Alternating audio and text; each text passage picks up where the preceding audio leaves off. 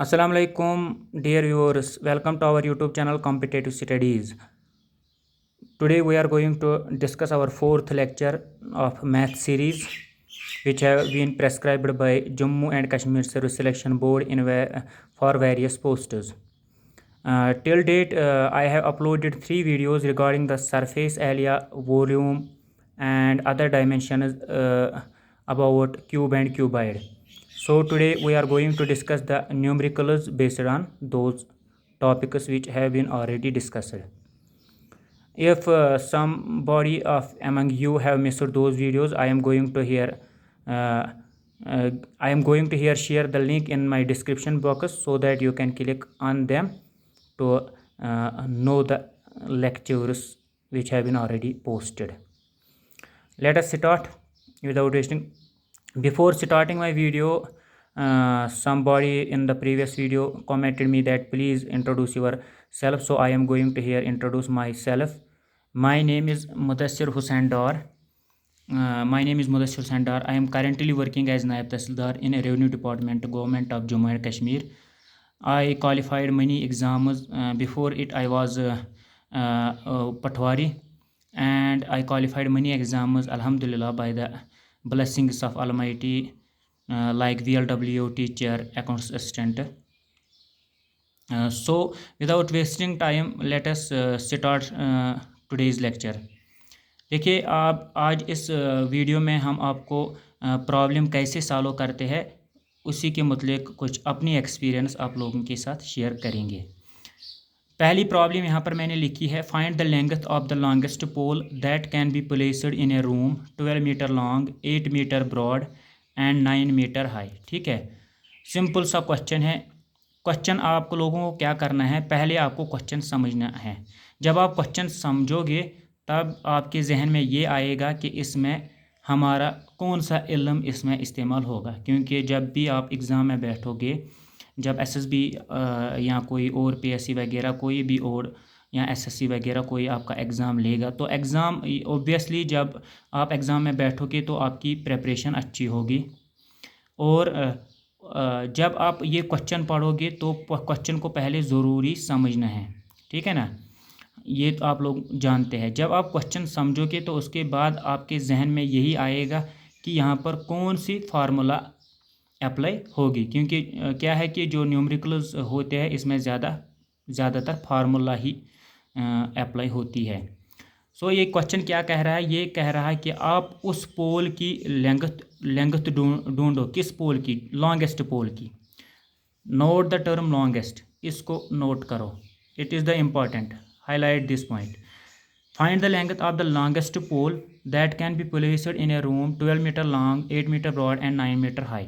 समझाने की ज़रूरत नहीं है, सिंपल है। ये कह रहा है कि उस पोल की लेंथ, उस जो सबसे लंबा पोल होगा जो एक रूम में एडजस्ट हो सकता है। किस रूम में? जिस रूम की लेंथ 12 मीटर है, जिस रूम की ब्रेडथ 8 मीटर है और हाइट 9 मीटर है, उस रूम में जो सबसे लंबा पोल है, उस पोल की जो सबसे लंबा पोल हम रख सकते हैं, उस पोल की लेंथ क्या हो सकती है, यही है क्वेश्चन। सिंपली मैंने पिछले वीडियो में आपको समझाया है कि जो क्यूबाइड होता है, as you know that room is cuboid shaped. ठीक है ना, को पिछले मैंने देखा, आपको लोगों को समझाया है कि जो क्यूबाइड होते हैं उसमें बहुत मतलब डायमेंशंस होते हैं। जैसे कि उसमें जो एजेस होते हैं, उसमें कितने एजेस होते हैं?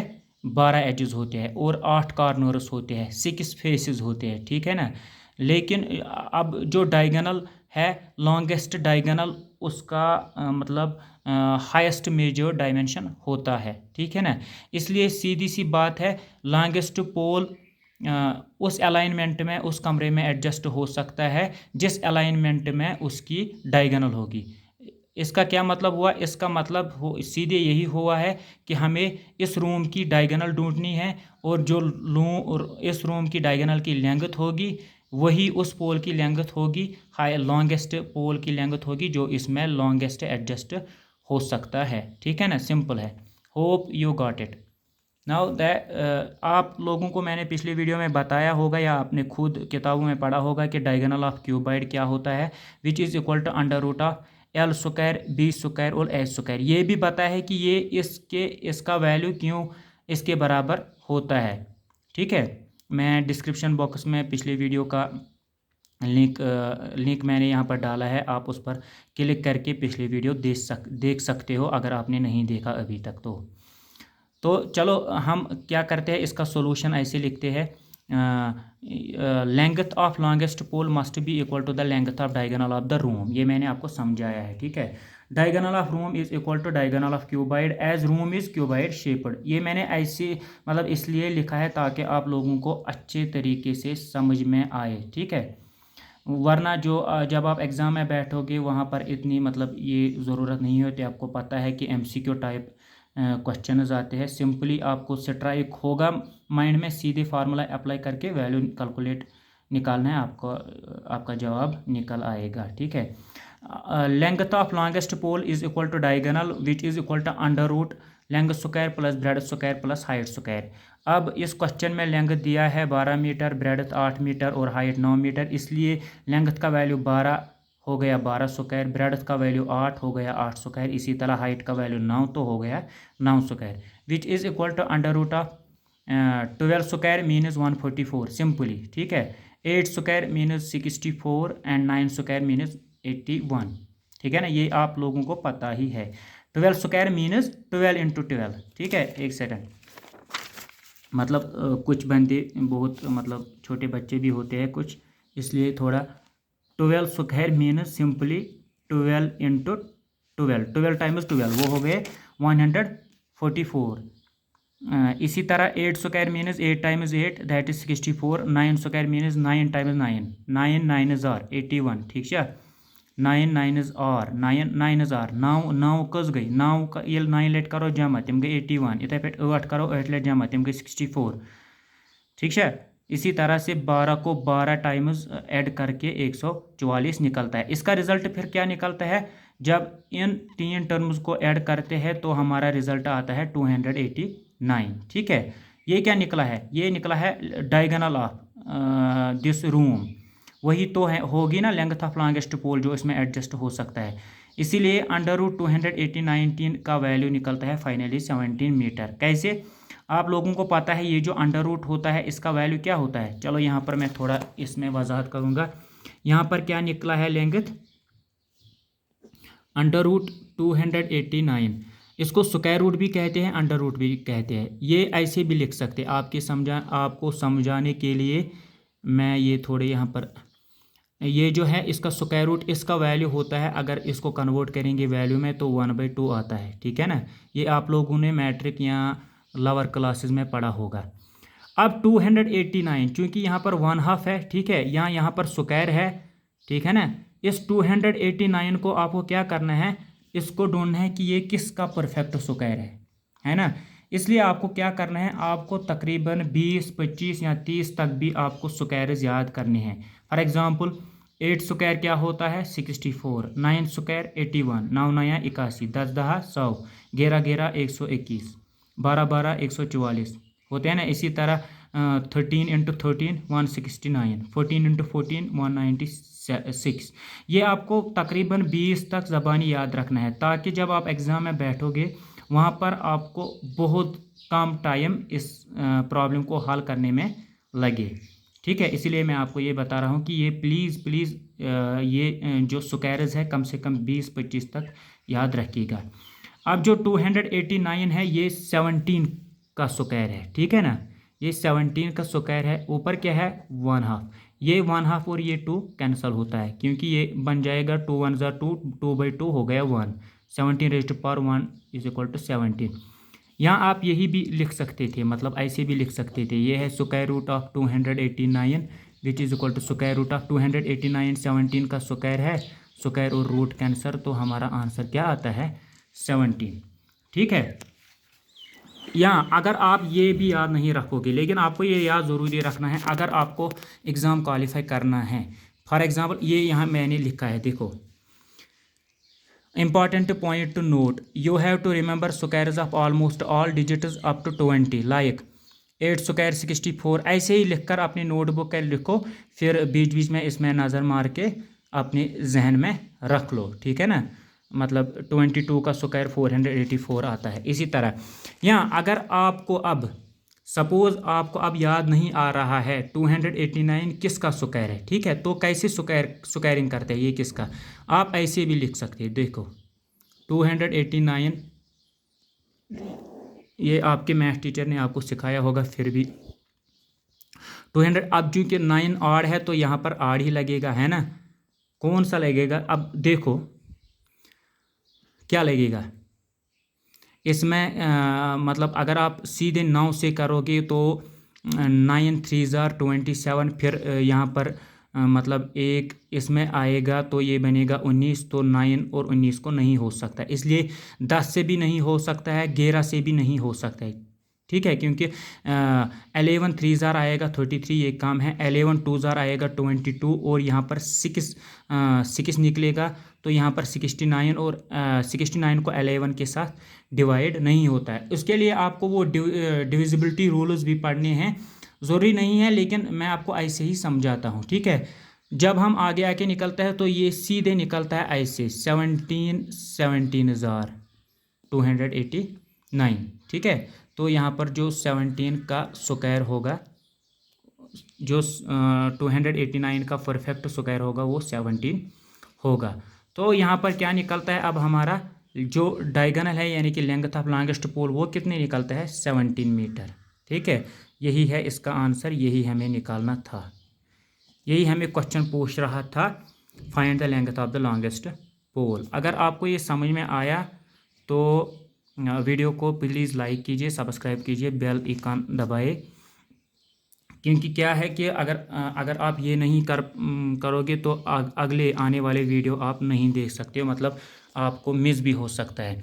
अब देखिए इस जो ये प्रॉब्लम है ना, मैं आपको ट्रिक भी बताता लेकिन मुझे पता है कि वो फजूल काम है अगर मैं आपको कुछ शॉर्ट ट्रिक, क्योंकि फिर भी आप वो याद नहीं रख पाओगे, लिहाजा मैंने यही सोचा है कि फ़िलहाल आपको बेसिक मेथड ही बताएंगे। जो ट्रिक्स है वो बाकी यूट्यूब चैनल भी देते हैं लेकिन मेरे ख्याल से वो यूज़लेस है, because I have experience of it, इसलिए मैं आपको बोल रहा हूँ कि आप जो अच्छा मेथड है वही ढूंढो। ये सिंपल है, उतना ज़्यादा मसला नहीं है, सिंपल क्वेश्चन है, सिर्फ फार्मूला लगानी है और वैल्यू इंसर्ट करके आपका रिज़ल्ट सामने आएगा, ठीक है। अब देखिए अब हम दूसरा क्वेश्चन यहाँ पर डिस्कस करेंगे, यहाँ पर लिखा हुआ मैंने ताकि टाइम बचे। Problem 2, the volume of a wall, देखिए the volume of a wall 5 times as high as it is broad and 8 times as long as it is high is 12.8 cu means cubic meters, ठीक है। Find the breadth of the wall। Problem क्या है, problem है कि एक wall है, ठीक है, एक दीवार है, उसका वॉल्यूम हमें ढूंढना है, ठीक है ना, नहीं सॉरी उसका वॉल्यूम दिया हुआ है, the volume of a wall, उस वॉल्यूम का वॉल, जो उस वॉल का वॉल्यूम जो 5 times as high as it is broad है, ठीक है, यानी कि जो उसकी हाइट है वो 5 गुना ज़्यादा है इसकी ब्रेड्थ के मुकाबले, ठीक है, और 8 times as long as it is high, उसकी जो लेंथ है वो 8 गुना ज़्यादा है इसकी हाइट के मुकाबले। आपको समझ में आ रही बात, बह वन काशिर पे वन सवाल, दपन अख देवारुक वॉल्यूम हसा 12.8 क्यूबिक मीटर, कम देवारुक वॉल्यूम 12.8 क्यूबिक मीटर, यथ देवारस 5 times as high as it is broad, यानी कि अगर अमिच ब्रेड एक्स तो हाइट क्या तेल 5x, सू गो ना 5 times, and 8 times as long as it is height, तो अमिच यस लेंथ सह 8 गुना अमि हाइट खोत, यानी कि अगर अमिस हाइट 5 मिसाल के तौर पर हो क्या 8 टाइम्स यानी कि 40, ठीक है। गोड तुम सवाल समझन, फर्स्ट ऑफ ऑल आपको क्वेश्चन अंडरस्टैंड करना है, उसके बाद हम प्रॉब्लम का सोल्यूशन निकाल सकते हैं। Find the breadth of the wall, जब भी आप ये वाला पढ़ोगे ना find the breadth of the wall, ये आपको ऐसे फिर लिखना है रफ पे, breadth is equal to note of interrogation, क्योंकि क्या होता है कभी क्वेश्चन लॉन्ग आता है फिर आपको पता नहीं चलेगा कि हमें क्या ढूंढना था। Breadth is equal to note of interrogation, इससे आपका पता चलेगा कि आपका टारगेट क्या है, आपको ब्रेड्थ ढूंढना है, ठीक है। अब इसका सोल्यूशन मैंने ऐसे लिखा है, चूँकि 8 times as long as it is high, 5 times as long as it is broad, इसलिए जो देखिए let the breadth of the wall, चूँकि ब्रेडथ ढूंढनी है इसलिए मैंने कहा assume the breadth of the wall will be x metres. अस दपो 4 मिनट के लिए अमिच यस ब्रेडथ है सह क्या सह एक्स मीटर्स। ठीक है, देखिए अम देवारच यस ब्रेडथ है सह एक्स मीटर्स। हाइट क्या तेल सवाल one 5 times as high as it is broad, yes हसा अमिच ब्रेडथ तमिच यस हाइट सह 5 टाइम्स अम खुद हूर। ठीक है, क्या कह रहा है, तो इसकी हाइट क्या निकलेगी 5 टाइम्स एक्स मीटर्स। चूंकि ब्रेडथ का वैल्यू हमने एक्स मीटर्स दिया इसलिए एज पर क्वेश्चन हाइट का वैल्यू होगा 5 एक्स मीटर्स और लेंथ का वैल्यू होगा 40 X metres according to question. Question के मुताबिक क्या है, चूंकि ये कह रहा है कि वॉल्यूम ऑफ ए वॉल, उस वॉल का वॉल्यूम फिर दिए हुए है यहाँ पर डायमेंशन, उस वॉल का वॉल्यूम जिस वॉल की 5 गुना हाइट उससे उसकी ब्रेडथ से ज़्यादा है और 8 गुना लेंथ उसकी हाइट से ज़्यादा है, उस वॉल की वॉल्यूम 12.8 क्यूबिक मीटर्स है। तो उस वॉल की ब्रेडथ आप निकालिए। ठीक है, लिहाजा हमें वॉल्यूम दिया हुआ है according to question.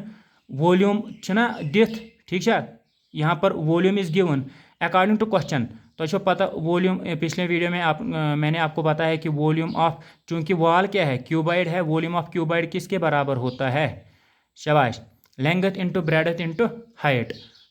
So according to question length क्या है यहाँ पर, शाबाश, लेंथ क्या है 40 एक्स इंटू ब्रेडथ क्या है एक्स हमने एज्यूम किया है, हाइट क्या है 5 X which is equal to 12.8, ये गिवन है ना। देखिए क्वेश्चन में वॉल्यूम दिया हुआ है लेकिन फार्मूला के मुताबिक वॉल्यूम किस बराबर होगा 40 एक्स इंटू 5 एक्स। एज पर formula volume of cuboid is equal to length into breadth into height. ठीक है, पिछली वीडियो में आपको ये मैंने समझाया कि क्यों ऐसा होता है। ठीक है ना। सो क्या करना है आपको, ये जो है ये इसके बराबर ऑटोमेटिकली होगा क्योंकि ये मतलब एज पर फार्मूला है और ये इसका वैल्यू गिवन दिया हुआ है। ये हमारी बन गई इक्वेशन, इस इक्वेशन से हमारा एक्स वैल्यू निकलेगा 40 एक्स इंटू 5 एक्स, इसका वैल्यू निकलता है 200 एक्स क्यूब, है ना, सिंपल 200 एक्स क्यूब। क्यों, देखिए 40 एक्स इंटू 1 एक्स हो गया 40 एक्स स्क्वायर, फिर 40 x square into 5 x, 5 into 40 हो गया 200 एक्स स्क्वायर इंटू एक्स हो गया X cube which is equal to 12.8। अब देखिए ये आप लोगों को पता ही होगा एक्स क्यूब यही रहेगा विच इज़ इक्वल टू 12.8। ये जो 200 है यहाँ पर, ये जब राइट हैंड साइड मतलब इक्वेशन के राइट हैंड साइड में जाता है तो जो यहाँ पर मल्टीपल में होता है वो डिवाइड में जाता है, यानी कि 200 एक्स क्यूब को मल्टीपल था, अब जब ये इस साइड आएगा 12.8 साइड में तो ये इसको डिवाइड में आएगा। ठीक है, एक्स क्यूब का वैल्यू निकला है 12.8 डिवाइड बाई 200। ये ऐसे भी लिख सकते हैं 128 डिवाइड बाई 2000। क्यों देखिए क्यों, यहाँ पर मैं आपको समझाता हूँ। एक्स का वैल्यू है 12.8 डिवाइड बाई 200, मैं ये भी लिख सकता हूँ 128 डिवाइड बाई 2000। क्योंकि ये 12.8 ये डिसमल है, इसको आप लिख सकते हो 128 बाई 10, 12.8 को लिख सकते हो 128 बाई 10, है ना, पॉइंट के बदले 1 और पॉइंट के राइट साइड में जितने डिजिट उतने 0, और यहाँ पर क्या है ऑलरेडी 200। ठीक है, तो ये क्या बन गया 128 डिवाइड बाई 200 इंटू 10 मीनस 2000। इसीलिए यहाँ पर लिखा मैंने कि 12.8 डिवाइड बाई 200 के बदले आएगा 128 डिवाइड बाई 2000। ठीक है, जब मतलब इसको सिंपलीफाई करते हैं तो ये निकलता है 64 डिवाइड बाई 1000। ठीक है, सिंपलीफाई करने के बाद तो एक्स क्यूब को कैसे लिख सकते हैं, देखिए एक सेकंड, मतलब कसर हज वन ये कशर पे यह 128 डिवाइड बाई 1000 दो वस कसर 2 6 12 2 4 8 2 1 2 0 2 0 2 0 क्या द्राव 64 डिवाइड बाई 1000, क्या निकला है हमारा 64 डिवाइड बाई 1000, यही मैंने यहाँ पर लिखा है 64 डिवाइड बाई 1000, ठीक है। अब एक्स क्यूब का क्या निकला वैल्यू, 64 डिवाइड बाई 1000। अब ये वैल्यू जो है ना, ये वैल्यू परफेक्ट क्यूब है, इसीलिए यही निकाला है मैंने, ठीक है। देखिए जो ये भी आपको सीखना है, जो 64 है ये परफेक्ट क्यूब है किसका, 4 का, 4 इंटू 4 इंटू 4 हो गया 64, और 1000 परफेक्ट क्यूब है किसका, आगजत 10 का, 10 इंटू 10 इंटू 10।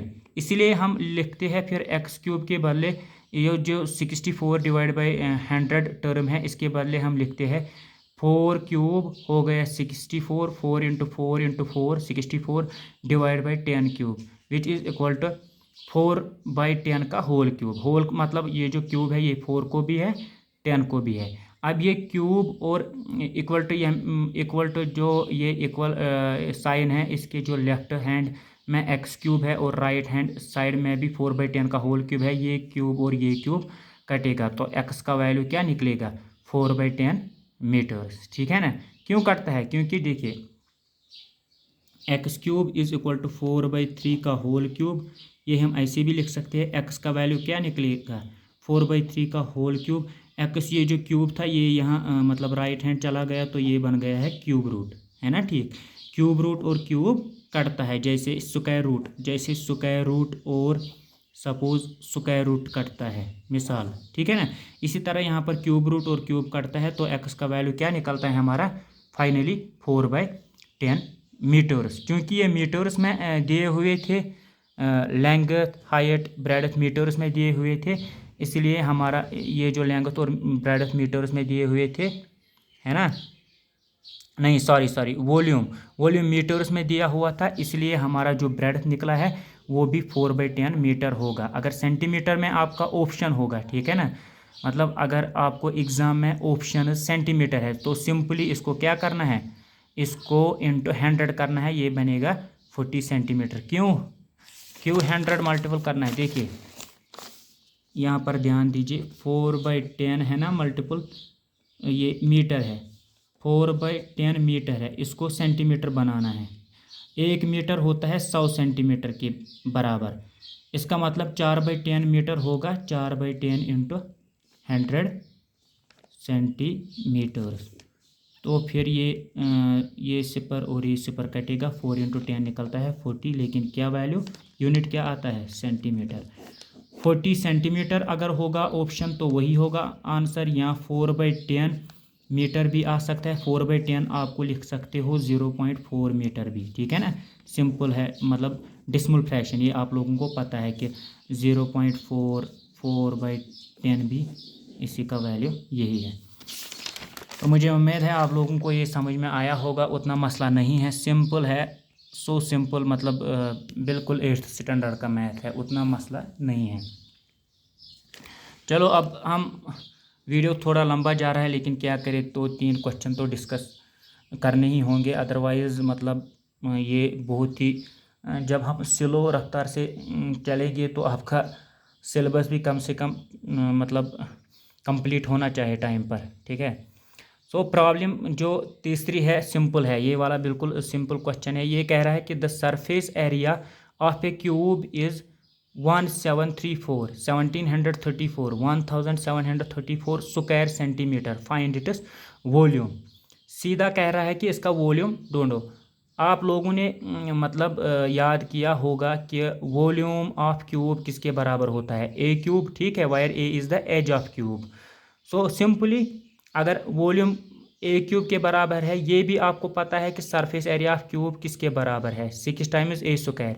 पिछले वीडियो में मैंने इसकी डिटेल एक्सप्लेनेशन दी है कैसे, ठीक है, तो प्लीज़ वो वीडियो ज़रूर देखिएगा अगर आपको समझ में नहीं आ रहा है तो। Let the edge of a cube be a, then edge पर question 6a square is equal to 1734 square centimetre, है ना, ठीक। इसका यूनिट क्या दिया हुआ है, स्क्वायर सेंटीमीटर। क्यों, क्योंकि देखिए सरफेस एरिया ऑफ क्यूब किसके बराबर होता है, 6a स्क्वायर, लेकिन सरफेस एरिया ऑफ क्यूब यहाँ पर दिया हुआ है, इसका मतलब ये हो सकता है कि 6a square is equal to 1734 square centimetre. A square यही रहेगा क्योंकि ए का वैल्यू निकालना है, क्योंकि ए का वैल्यू क्यों निकालना है, क्योंकि फाइनली हमें कहाँ पहुँचना है, ए क्यूब का वैल्यू निकालना है, यानी कि ए क्यूब का वैल्यू जो निकलेगा वही हमारा आंसर होगा, वही ऑप्शन दिया होगा, ठीक है ना। इसलिए ये आप ज़रूर याद रखिएगा, जो भी ढूंढना होगा वो ऐसे आप मतलब नोट करके रखिएगा साइड पे, ताकि आपको पता चले कि आपको कहाँ पहुँचना है, ठीक है। तो यहाँ पर ए स्क्वायर का वैल्यू निकलेगा 1734 डिवाइड बाई 6। जब इसकी वो हम सिंप्लीफिकेशन करते हैं तो इसका वैल्यू आता है 289। फिर से ए स्क्वायर इज इक्वल टू 289। 289 किसका स्क्वायर है, परफेक्ट 17 का, क्योंकि यहाँ पर स्क्वायर है इसलिए इसको परफेक्ट स्क्वायर होना ही चाहिए। वैसे भी वैल्यू वैसे ही दिए होते हैं जो होते हैं, अगर नहीं दिया होता तो पॉइंट में भी होते हैं। आपको बस कंसेप्ट समझ में आना चाहिए और क्वेश्चन पे कंसंट्रेट करना चाहिए, ठीक है। A square is equal to 289 which is equal to 17 square. A का वैल्यू निकल आता है 17, क्यों, क्योंकि ये स्क्वायर और ये स्क्वायर कटता है, ठीक है। इससे पहले जो प्रॉब्लम मैंने आपको बताई है उसी तरीके से ए का वैल्यू निकल आता है 17, ठीक है। हमें लेकिन क्या देखिए, यही कभी कभार यही प्रॉब्लम आती है एग्जाम में, आपको ए का वैल्यू निकलता है ना 17, तो वहाँ पर ऑप्शन 17 भी होगा, ठीक है। इंसान जल्दी में देखता है शायद मुझे आंसर निकला, तो वो क्या होता है कि वो मतलब उसकी जल्दी वहाँ पर जल्दी होती है, वो गलत कर बैठता है। लिहाजा इसलिए मैं आपको पहले ही बताऊं कि ये आप सिंबल साइड में रखिए कि आपको कहाँ पहुंचना है, आपका टारगेट क्या है। आपका टारगेट ए क्यूब है, याद रखिएगा, इस सवाल में आपका टारगेट ए क्यूब है, न कि ए है। आपका वैल्यू जो है ए का निकला है। अब ए क्यूब आपका टारगेट है, वॉल्यूम ऑफ क्यूब आपका टारगेट है, वही है ए क्यूब मीनस 17 क्यूब, क्योंकि ए का वैल्यू 17 निकला है, तो 17 cube which is equal to 17 cube minus 17 into 17 into 17। जब उसकी कैलकुलेशन करते हैं तो उसका वैल्यू क्या निकलता है, 4913। इसलिए मैंने आपको बताया कि कम से कम ये स्क्वायर्स याद रखो, क्योंकि जब आपको एग्ज़ाम में ये वाली सिचुएशन आएगी ना, फिर ऐसे ऐसे करके आपको बहुत टाइम लगेगा। इसलिए अगर आपको पता ही होगा 17 इंटू 17 इज इक्वल टू 289, फिर 17 सिंपली क्या करना है, मल्टीपल। इसमें भी ट्रिक है, मतलब ये आप ऐसे भी मतलब दिमाग में लिख के नहीं, अब मैं इसलिए लिखता हूँ ताकि आपको समझ में आए। 17 के बदले आप 10 + 7 भी लिख सकते हो, ये सिंपल बनता है। 289 इंटू 10 हो गए 2890 प्लस 289 इंटू 7, ठीक है। उसका आंसर जो निकलेगा वही यहाँ पर लिखना है, फिर उसको और इसको जमा करना है। फॉर एग्जांपल उसका आंसर क्या निकलेगा, 289 + 10, अगर इतना हुआ 289 इंटू 7 कितना होगा, मतलब 289 इंटू 3, इसको मतलब चलो छोड़ो, ये आपको समझ में नहीं आएगी, ये ट्रिक किसी और दिन ये आपको मैं मतलब शेयर करूँगा कि कैसे। आपको बस यही इसका वैल्यू निकलता है और यही इसका आंसर है। होप यू अंडरस्टैंड है। वीडियो लंबा जा रहा है, वरना मैं इसकी एक्सप्लेनेशन अभी देता, ठीक है। अगर आपको ये वीडियो समझ में आई तो प्लीज़ लाइक ज़रूर कीजिएगा, सब्सक्राइब भी कीजिए, बेल आइकन भी दबाइए, ताकि आप मज़ीद आने वाले वीडियो मतलब की नोटिफिकेशन आकर आप फ़ायदा उठा सकते हो। ओके, अस्सलाम वालेकुम, थैंक यू।